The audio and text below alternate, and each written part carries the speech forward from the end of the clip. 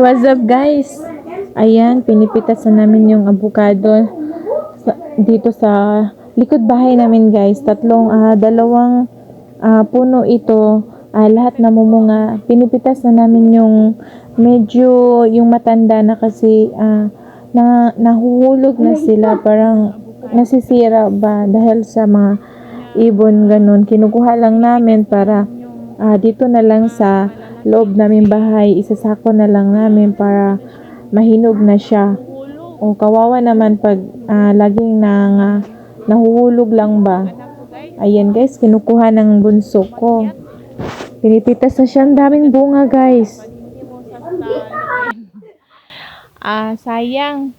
Mabunog. Oops! Ayay! Di ko na salo. Ito pa. Wa na. Ay, dapat tara ay. Kana.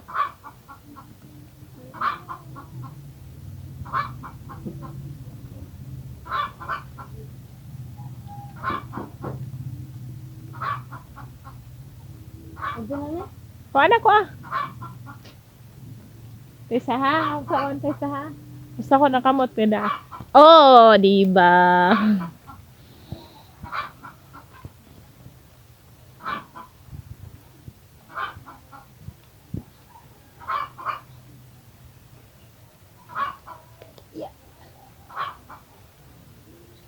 Hey. Ayo kon.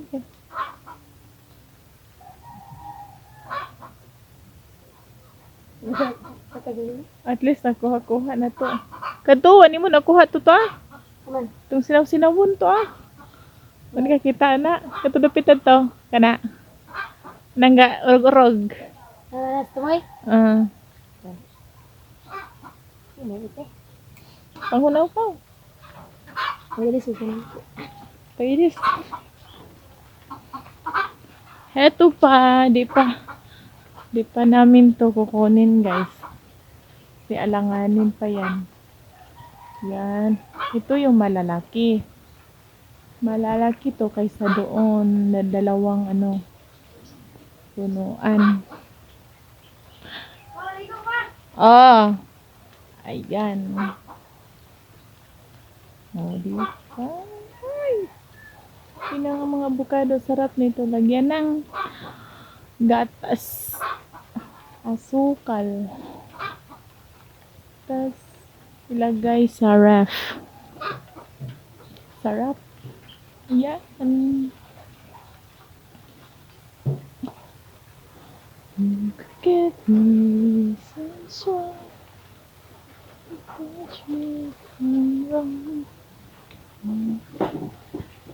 Wow. Diba?